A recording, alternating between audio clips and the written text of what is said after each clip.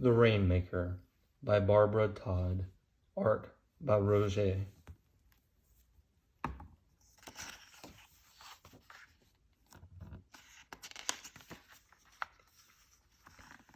Clarence wondered. He wondered how big the wind could be.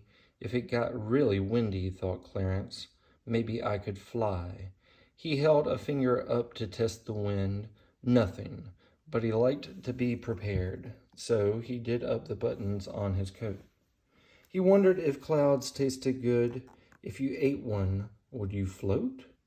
He wondered if he'd ever find the perfect puddle. He wore boots just in case. Clarence was ready for anything.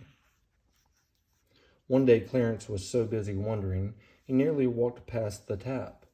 He wouldn't have noticed it at all if it hadn't been for the sign that said rain. It used to say drain, but the D had worn off.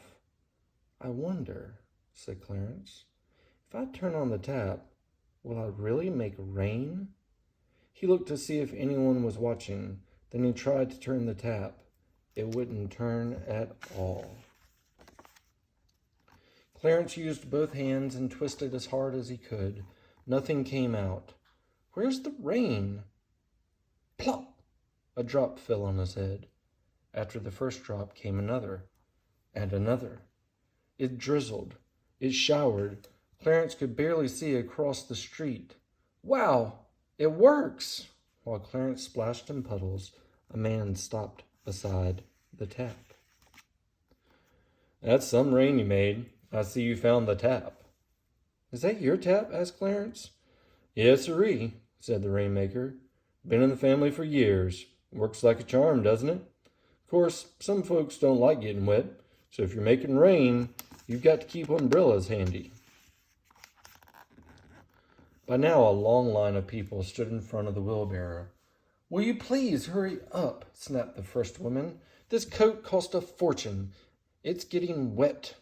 She opened an umbrella, and a very strange thing happened. It stopped raining all around her. It only rained underneath the umbrella. Ridiculous, she sputtered.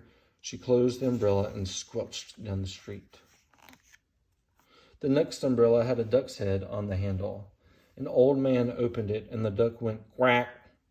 Yikes! Cried the old man. He dashed down the street, leaping over puddles as he went. Clarence looked to see who was next. There was no one left. They'd all gone home.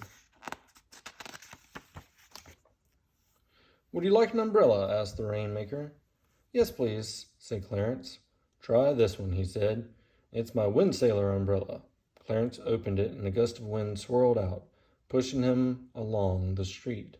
It would have been perfect, except he was flying upside down and backwards. It's not quite ready yet, admitted the Rainmaker, but that's enough for today. Here's an umbrella for you. I think you'll like it. With all this rain, it might come in handy. He pushed his wheelbarrow slowly down the street. Wait, called Clarence. How do I stop the rain? Turn off the tap, the Rainmaker waved, and disappeared around the corner. Clarence splashed over to the tap. He tried to turn it off. It wouldn't budge. Now what? Clarence wondered. He hurried to the corner, but the Rainmaker was gone. I'd better go home. Clarence opened his umbrella. It had a propeller on one end. I wonder. He gave the propeller a spin. Clarence lifted off the ground and floated down the street. When he got home, Clarence had an idea. He opened the phone book and looked under rain. Let's see, considered Clarence. Rain barrels, rain boots, raincoats, reindeer, but no Rainmaker. The next morning it rained harder than ever. Clarence grabbed his umbrella and went outside. Water splashed up past his ankles. I need a boat, said Clarence. I wonder. He spun the propeller and sailed all the way to the tap. There was the Rainmaker. Ahoy! Getting a bit damp, don't you think? I couldn't turn it off the tap, called Clarence. I noticed, replied the Rainmaker. Try this. He handed Clarence an oil can. Clarence squeezed a few drops onto the tap and tried again. It works! The rain slowed to a sprinkle. Soon it was just a fine mist. One last drop fell. Plop. You're a natural kid. Not everyone can make rain, you know. I wonder, said the Rainmaker. How do you like to help me out around here? Wow, really? Sure, said the Rainmaker. Just turn on the tap once in a while. He reached into the wheelbarrow. You'd better take some umbrellas, and you'll need this.